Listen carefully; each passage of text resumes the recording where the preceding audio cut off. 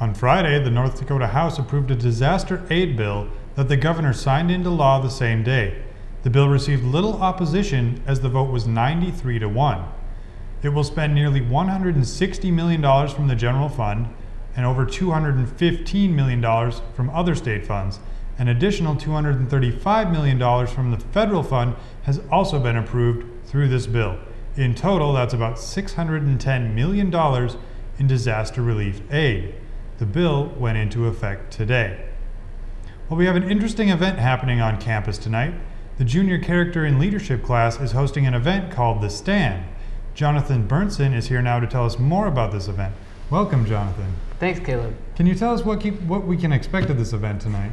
Well, the junior character and leadership class is hosting a organization called My Fight, and the CEO of the My Fight organization, Jesse Murphy, is going to be here at 8 o'clock in L2, and we're going to have shirts for sale, and free coffee and free hot chocolate. And really what the My Fight organization does is they're working to end poverty in places like Ethiopia and Honduras by funding microloans so that poor people there can start their own business, and then hopefully, other people will be able to start businesses and working to end poverty that way as sort of a stable solution instead of just throwing money at the problem. So we're hoping to raise money for My Fight so that they can fund microloans. Okay, can the general public attend this? Absolutely, yeah. It's at 8 o'clock in L2, which is upstairs in the NAFIS Center. And we'd love to have everybody come out, and students can bring homework if they want to, and just come in and chill and hang out for a couple hours. All right, okay, thank you very much. Thanks. We look forward to that. Jamestown College's radio station is one step closer to being on the air. Today, the antenna was installed on top of a tower located on the corner of 3rd Street Northwest and 2nd Avenue Northwest. The 24-hour radio station is scheduled to be on the air by the 20th. Stay tuned to 88.1 for the launch of Jimmie Night Radio in just 6 days. Government officials in Germany say neo-Nazi terrorists have been behind a wave of crimes Germany has seen in the last decade, including murders of at least 10 people.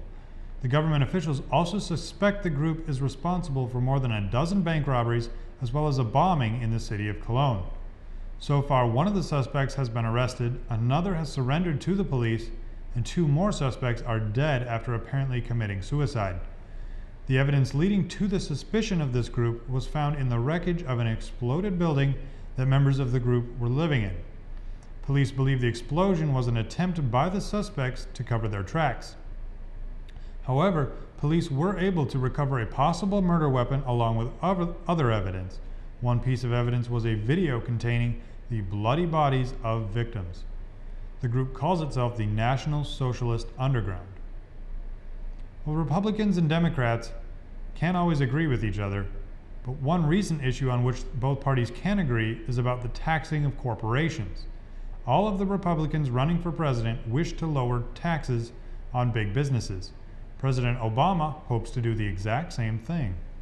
This is because doing so would give those corporations more money to spend on investing and creating new jobs. The current top federal tax rate is 35% of profits. Mitt Romney proposes lowering that to 25%, Rick Perry is seeking 20%, and Herman Cain wants to lower it to 9%. Well, ever wonder whether or not you need that medical test your doctor has ordered?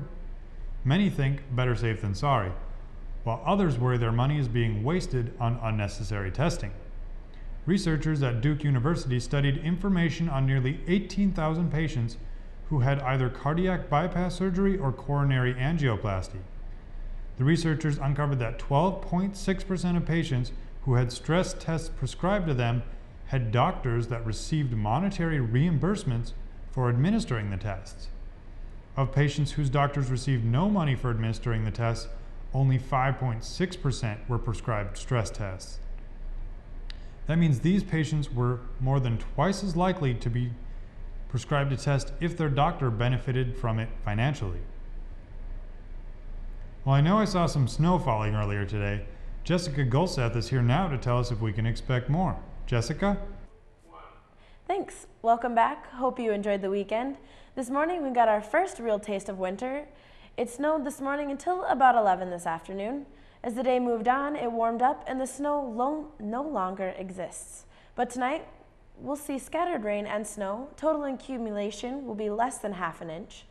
Tuesday, there's about a 20% chance of snowfall. It will be partly sunny with a high near 34 degrees.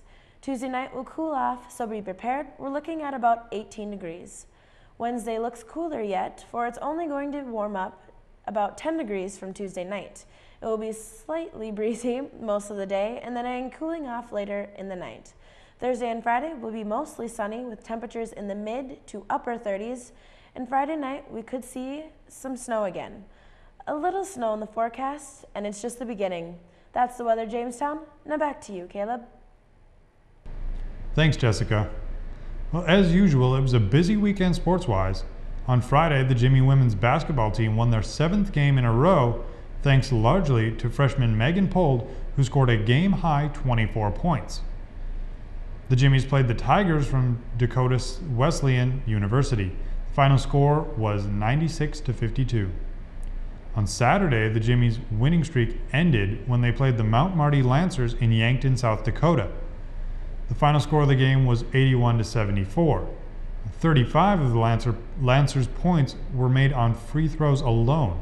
This isn't surprising considering 3 of the Jimmies fouled out during that game. The Jimmies shot a season low during this game, making only 1/3 of their shots from the field.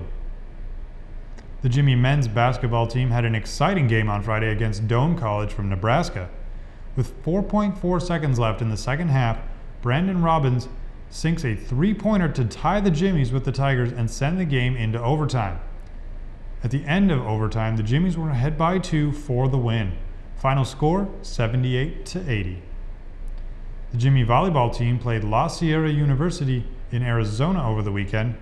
The outcome of the game determined which team went to the national championships. Unfortunately for the Jimmies, La Sierra won 3-2. Well, that's the news for November 14th, 2011. I'm Kaleb Hruby. Please join us again tomorrow when we'll once again be connecting the campus with the community.